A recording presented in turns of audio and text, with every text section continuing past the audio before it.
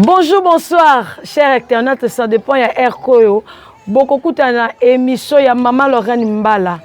Nalobaka toujours na kati ya Maman Lorraine Mbala marambo sika ezalaka. Lelo eza marambo femme sage te. Lelo toza na association Shimama. Association Shimama yambona nyonso na banda makam na ndenge ezalaka à tout honneur na mutu apesi biso pema le Dieu créateur. Il faut tozongisa matondi epai na ye. Yango avato banda makam na biso tolingi to sambela et bongo boyeba makam nini oyo to elibino lelo. Merci beaucoup maloba epai na yo papa pour la prière. On va prier en français. Éternel Dieu tout-puissant, nous te disons merci pour les bienfaits que tu nous as accordés pour le moment. Nous voici à ces lieux. Nous te disons merci pour tout ce que tu as fait. Merci de nous avoir accordé ces temps. Seigneur Jésus, je laisse la journée d'aujourd'hui et la cérémonie qui va se dérouler à cette heure entre tes saintes mains pour que tu puisses nous conduire et nous donner ta grâce. Je sais que tu le feras par le nom de Jésus-Christ. Au nom de Jésus, je prie ainsi. Amen. Amen. Merci beaucoup Nzamba Zalokumu parce qu'il y a un pema. Lelo tozali na commune Yansele na quartier Kankabila. Eza vraiment musika mingi bandeko baza na poto toza awa non loin aéroport de Njili toye awa association Shimama oye kambami na coordonnatrice le visionnaire Armin Aboubaka Abdallah bambote na ebele bisika ozali poto présenter eloko nini oyeza na kati ya Shimama to repesa maloba epa ya mutoyo wa ko présenter biso Shimama. Tokomi awa na cité à Mikonga pour présenter notre assemblée, notre fondation Shimama. C'est une occasion pour nous, pour que nous puissions partager ces bienfaits que Dieu nous a donnés avec les femmes, avec les filles qui sont démunies des moyens. C'est pour cela, Madame Hermine nous a envoyés ici comme les délégués pour que nous puissions partager les paix qu'il a vu bon, que les mamans, les femmes qui nous entourent derrière nous puissent partager la fête de Nouvel An 2023 avec elle, malgré qu'elle n'est pas là, mais elle est représentée. C'est pourquoi nous avons cet honneur de vous accorder la grâce, la paix de Jésus, puisse vous accompagner partout où vous êtes, partout où vous serez, des meilleurs vœux, des bonnes choses à vous, et que Dieu puisse vous donner la grâce pour l'année 2023 et que notre assemblée, notre fondation puisse demeurer quand nous ferons notre lancement au mois de février. On aura une grande cérémonie qui va se passer, on va vous annoncer ça. Parce que nous avons notre chaîne YouTube, nous avons notre chaîne Facebook, on va vous les communiquer.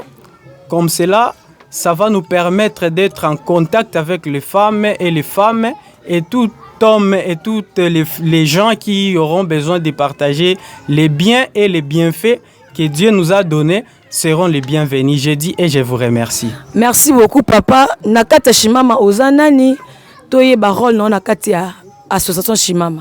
Nakati ya association Fondation Shimama, je suis le secrétaire adjoint. Et le secrétaire principal, il est en voyage, il est vers Lubumbashi. Merci beaucoup. Shimama to monde ngoza na Swahili et bongo signification nango na lingala ou bien en français. Shimama est là ici, je peux dire ça en français, en lingala. Shimama ça veut dire totelema. Tozala bomoko totelema pour que tosangisa eloko moko. Donc tozala bato ya kotelema totelemisa eloko. Eza ide oyo Nzamba pesi na mama Hermine nde apesi kombo wana ya Shimama elakisi na Swahili tusimame. Tusimame c'est-à-dire nako expliquer yango na Swahili pour que bato bayoka ka Swahili. Tusimame ni kushimama mutu umoya bawili batatu bakishakuwa fasi moja njo banashimamaka pour que bafanye kitu kimoya. Balobaka en français, l'union fait la force. Cette union-là, c'est ce qui nous montre aussi Shimama. Donc, Shimama, ça veut dire l'union. Merci beaucoup, Papa Ernest Nzamba Pambulayo. Papa, Ozana Ninakati, Association Shimama, Kombo Naope. Cher Internet, Bayo. Merci pour la parole. Ngai Kombo Ngai Idriss Sindani, naza membre na SPL Shimama. Donc, isa fondation ya maman Hermine Abdallah. Donc, na osenga rola bandeko tu basimba fondation ekende liboso.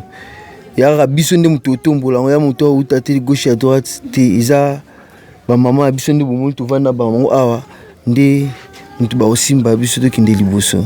Merci beaucoup Papa Nzamba Pambolayo. En tout cas, makambango yango siko ebandi o mama lolo alobaka parce que ngana mesana koloba po cher internet bozwa moi par nabino balobi to telema. Donc banani ba telema basi tozo telema. Tozo telema po omboka na biso pe ekende musika.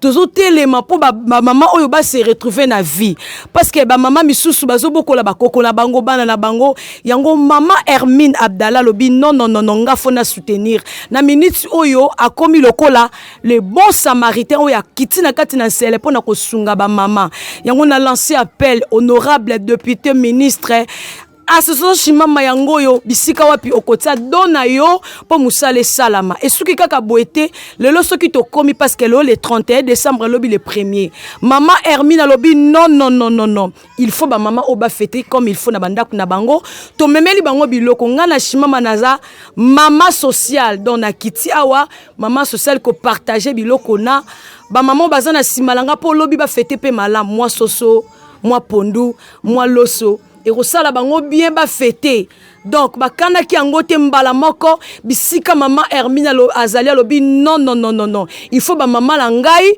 ba fêter pe malamu comme il faut kaka ya muki oyo maman amoni parce que ça pe na batu bataki maboko bataki maboko na pesipe merci na ba donateur nyonso o bakanisaki ba participer moi un franc na bango côté en tout cas le bon Dieu vous bénisse abondamment ezalamba la libosote mais ezalamba la liboso de to bandi na bike to ko sala makambu na association oyo batu bako se retrouver ngai na binoto landa ndenge nini ambiance koleka ndenge nini batu bako zwa biloko boko yoka émotion ba mama kozala ndenge nini to eza bien organisé ba intellectuel bato malamu bazana esika oyo eza kaka ewuti bote bimi non eza association oyo mutu fo sanini esala to lati ba polo bomo na bino mo kaka ndenge ezali donc makambo malamu ezali ngana bino to lana lolenge nini ambiance ekoleka merci beaucoup.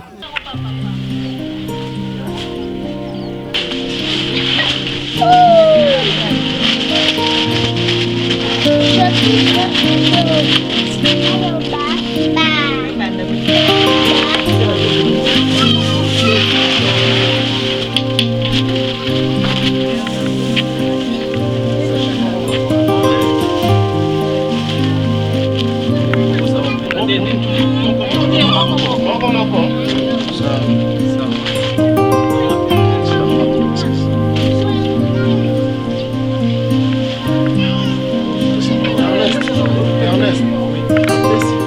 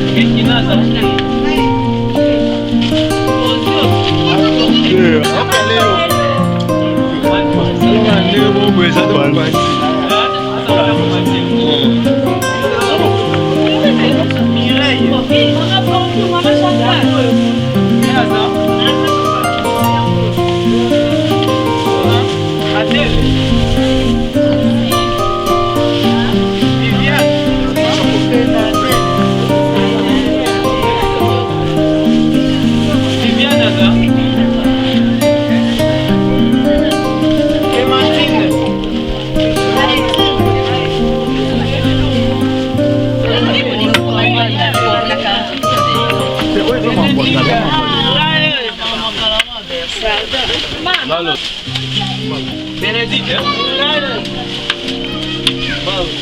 Chantal Massala. Massala. Appelle Massala là.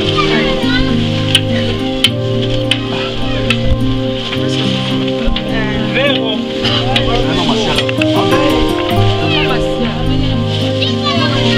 Maman Claudine. Maman Claudine.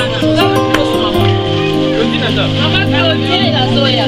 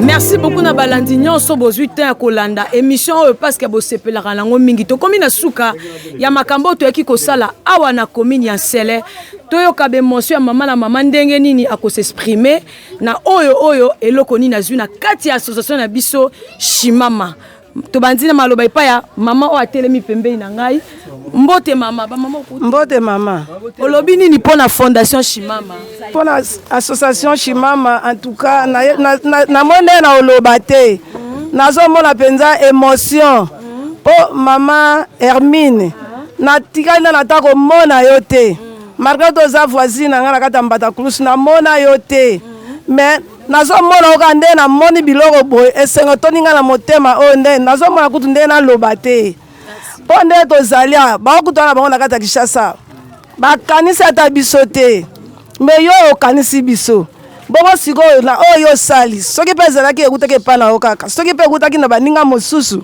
nzambe oyo nga na bondelaka apambola yo fois 1000 libela na libela nzambe ayoka yo esengo makasi ngayo la yeso soso yango esengo bonne fête.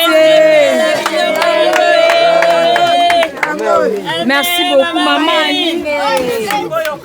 Boyoka kasi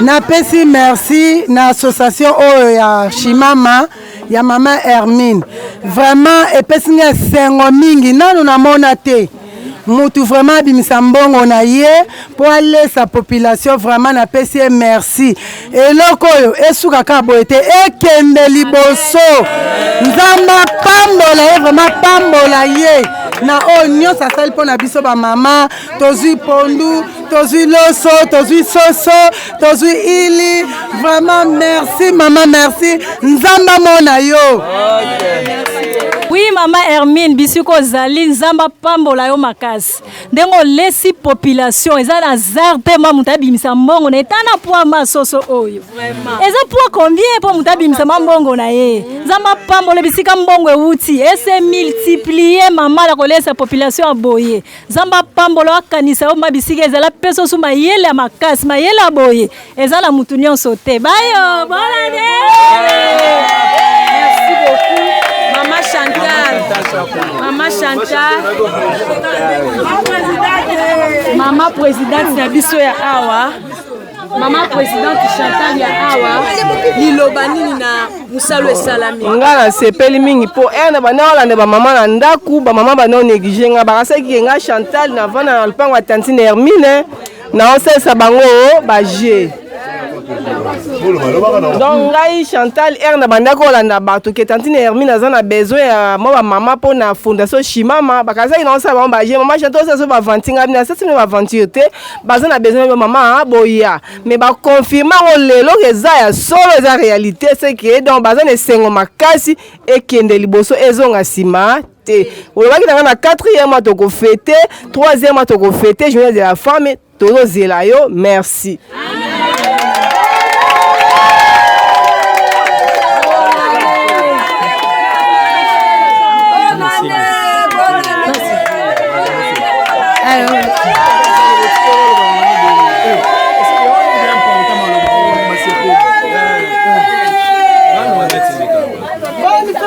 Bonne fête.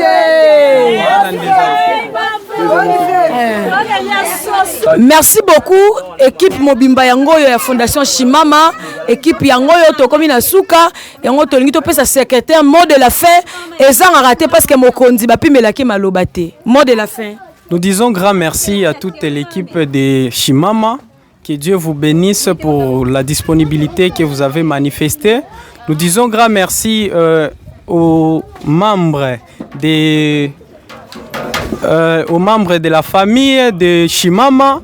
Nous disons grand merci aussi à la population du quartier Mbatakulusu, là où nous sommes déjà ici.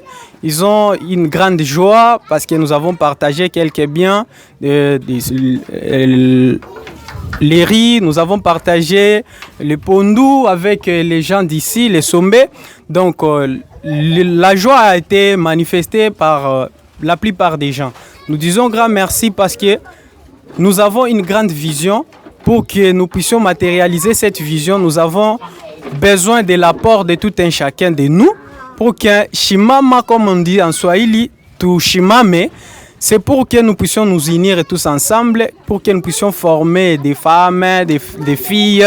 Nous formons aussi des gens qui vont coudre les habits. Nous formons aussi les techniciens en informatique pour que la population puisse aussi se relever, pour que la vie sociale aussi puisse changer. C'est ça notre vision. Alors, une fois arrivé au mois d'avril, on aura tout ce temps de vous exhiber tout ce que nous avons planifié comme programme de l'année. Merci beaucoup, je vous remercie. Merci beaucoup, bye bye. Bye bye. Merci beaucoup famille Mobimba na kati na internet parce que beaucoup mi famille na biso association Shimama e bandi musala nango ezaka ka ma mère mini teto tsa ma mère mini loboko bande ko nyonso ba député ba ministre ba son excellence ba sénateur en tout cas tota maman Hermine maboko parce que ezaka ka la repesa boete azana posa moi ba formation ezala couper couture kota ba maman ba ye ba ndenge ni ya ko gagner 1 franc na bango pona makambu nyonso wande zo senga soutien ya bande konza pambola bino na mosolo et maman Hermine azana posa soutien bo soutenir ye bo moy ndenge population sepeli eza facilité ayebi ba maman ote amona bango pété mais ceux qui va refêter lobby eza ngolu en tout cas tota maman Hermine maboko pour musala ekende liboso. Merci beaucoup na ba nyonso bo contribuaki.